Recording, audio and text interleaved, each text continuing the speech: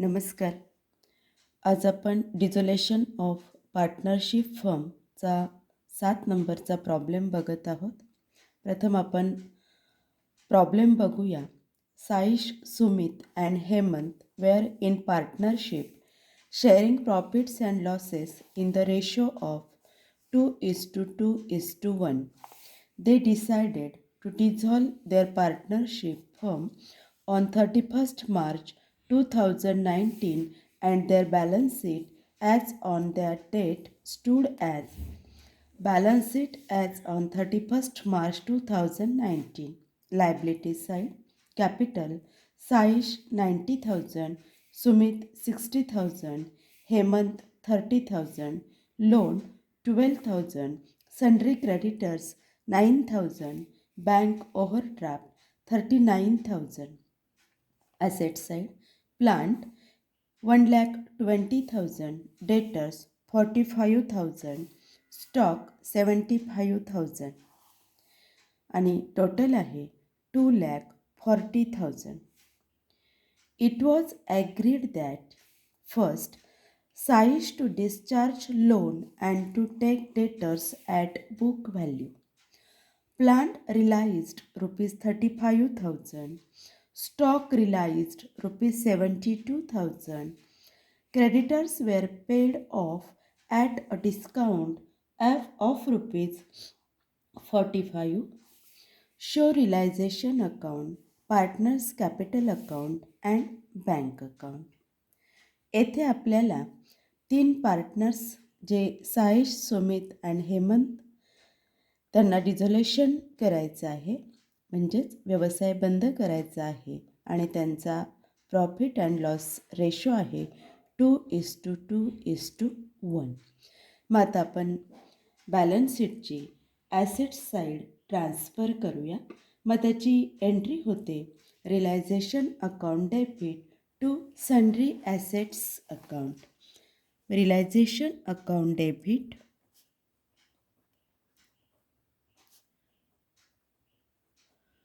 to sundry assets account.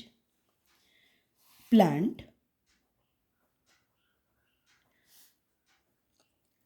1,20,000, debtors 45,000, stock 75,000 आणि total assets आहे 2,40,000. आपण लायबिलिटी साईड ट्रान्सफर करूया. प्रथम आपल्याला दिलेले आहे कॅपिटल. साईजचं आहे 90,000. मग बाय बॅलन्स ब्रॉट डाऊन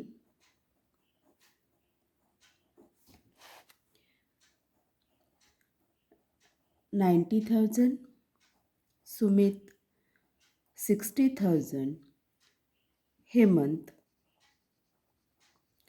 30,000. त्यानंतर ज्या थर्ड पार्टी लायबिलिटी आहे ते आपण रिलायझेशन अकाउंटला ट्रान्सफर करणार. मग त्याची एंट्री होणार आहे sundry liability account debit to realisation. मग realisation by sundry liability account, loan 12,000, sundry creditors 9,000. Total liability आहे 21,000. त्यानंतर पुढे बँक ओव्हरड्राफ्ट आहे. म्हणजे ओव्हरड्राफ्ट की जो बँकेतून उचल आहे आणि ती आहे 39,000. मग इथे क्रेडिट बॅलन्स आहे आणि क्रेडिट बॅलन्स असल्यामुळे आपण बँक अकाउंटला बाय बॅलन्स ब्रॉट डाऊन असं म्हणणार आहोत. By balance brought down 39,000.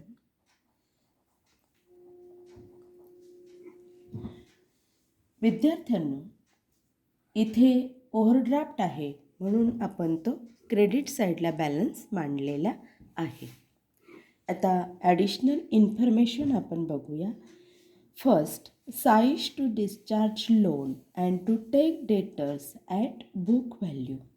म्हणजे लोन आहे ते साईशने डिस्चार्ज केलेलं आहे, म्हणजे त्याने ते पेड केलेलं आहे. मग त्याची एंट्री होते रिलायझेशन अकाउंट डेबिट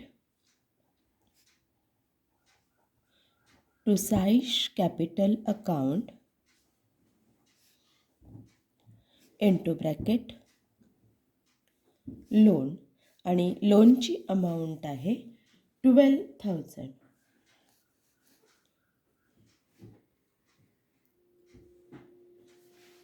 आणि realisation to Saish capital by realisation account into bracket loan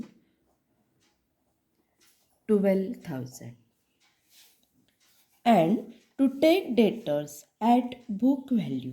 आणि जे डेटर्स आहे ते बुक व्हॅल्यूनी घेतलेले आहेत. मग आता याची एंट्री होईल Saish capital account debit to realisation account into bracket debtors, आणि अमाऊंट आहे 45,000. Next, plant realised ₹35,000. म्हणजेच प्लांट विक्री केलेले आहेत आणि त्याचे 35,000 मिळालेले आहेत. मग त्याची एंट्री होते bank account debit to realisation account into bracket plant, आणि अमाऊंट 35,000. मग bank to realisation account, realisation bye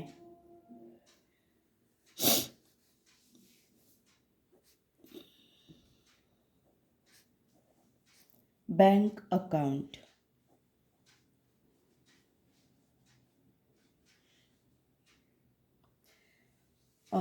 विद्यार्थ्यांना इथं प्लांट रिलाइज ₹1,35,000 आहे. मग इथे 1,35,000.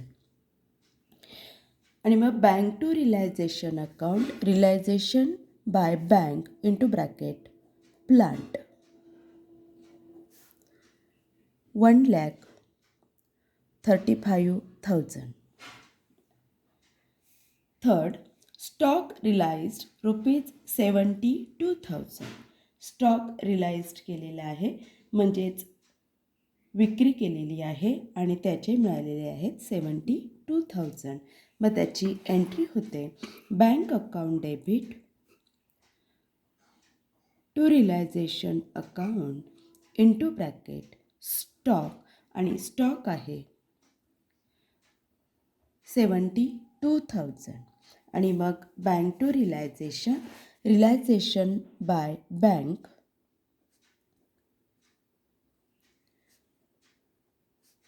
स्टॉक 72,000. पुढे creditors were paid off at a discount of ₹45,000. मग क्रेडिटर्स पेड करताना डिस्काउंट मिळालेलं आहे 45 रुपयांचं. मग त्याची एंट्री होते realisation account debit to bank account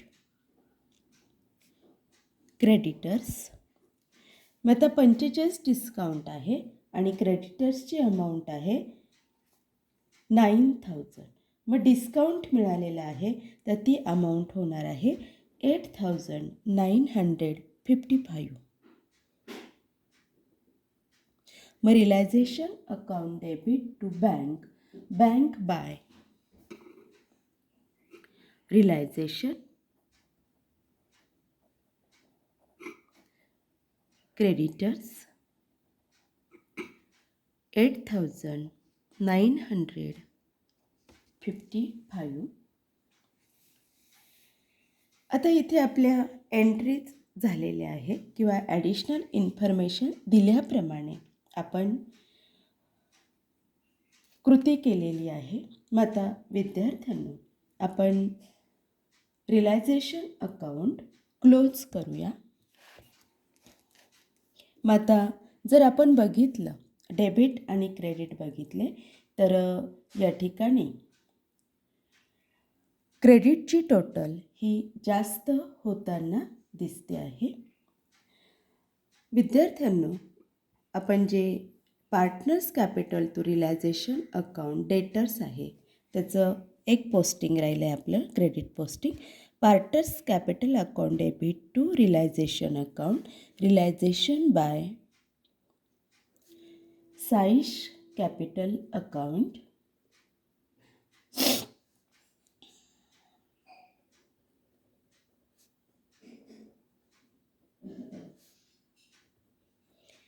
into bracket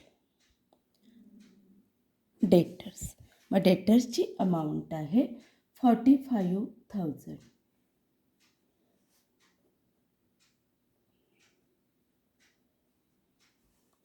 मग आता आपण डेबिट आणि क्रेडिटची टोटल रिलायझेशन अकाउंटची बघितली तर इथे क्रेडिटची टोटल ही जास्त येते आहे.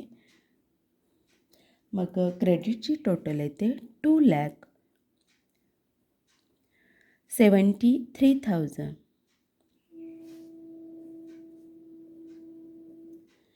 क्रेडिट टोटल जास्त आहे म्हणजेच क्रेडिट बॅलन्स आहे आणि क्रेडिट बॅलन्स असल्यामुळे इथे आपल्याला मिळतो आहे प्रॉफिट आणि तो प्रॉफिट आपण पार्टनर्स कॅपिटलला ट्रान्सफर करणार आहोत.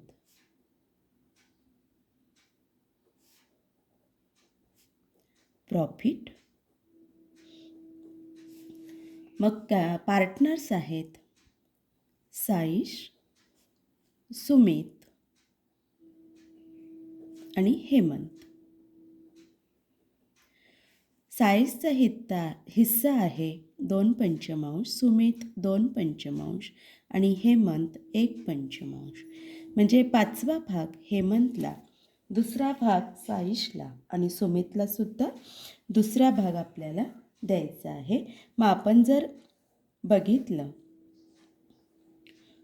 जर क्रेडिट आणि डेबिट यातला जर आपण डिफरन्स बघितला तर प्रॉफिट होतो आहे 12,045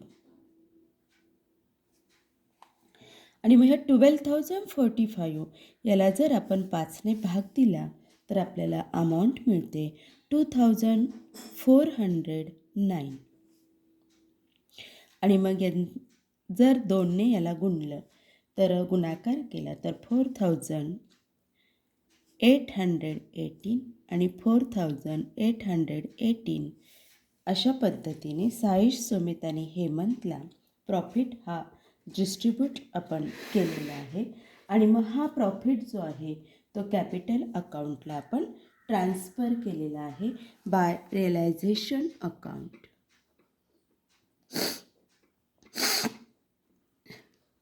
इंटू ब्रॅकेट प्रॉफिट 4,818 4,818 and 2,409. मग आता प्रॉफिट आपण ट्रान्सफर केला आहे. आता आपण इथे पार्टनर्स कॅपिटल अकाउंट क्लोज करणार आहोत. मग आता साईजचं अकाउंट क्लोज करत असताना त्याची टोटल येते 1,06,818.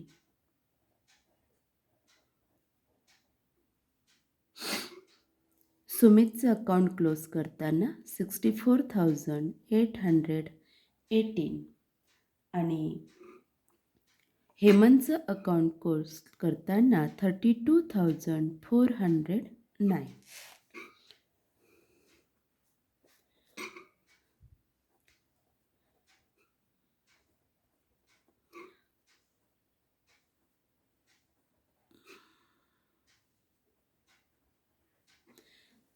क्लोज करत असताना इथे क्रेडिट बॅलन्स येतो आणि क्रेडिट बॅलन्स असल्यामुळे ते आपल्याला पार्टनर्सला द्यावे लागणार आहे, म्हणजेच त्यांच्या अकाउंटला ट्रान्सफर करणार आहोत. म्हणून एक्सेस कॅपिटल इथे साईजचं येतं 61,818. सुमितचं येतं आहे 64,818 आणि हेमंतचं येतं आहे 32,409. आणि मग हे बँक बॅलन्स आपण बँक अकाउंटला ट्रान्सफर करणार आहोत. मग Saish to bank, bank by Saish capital account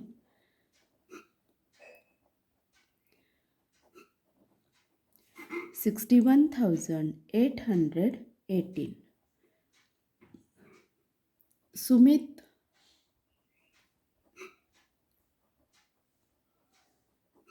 capital account 64,818.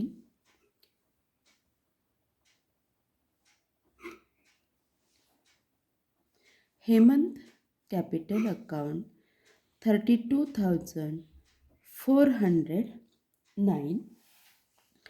आणि मग बँक अकाउंटची आपण टोटल केली असता आपल्याला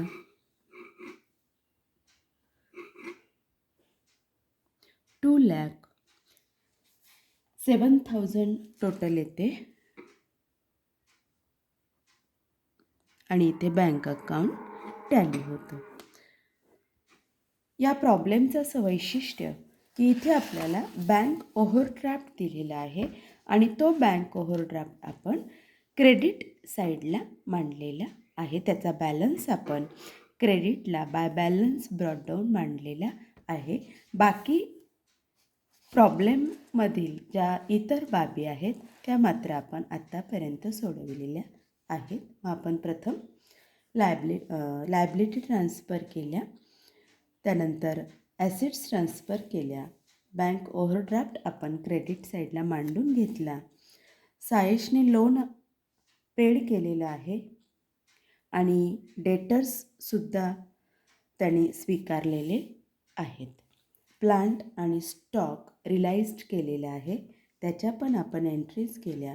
क्रेडिटर्स पण पेड केलेले आहेत, त्याची पण एंट्री केली.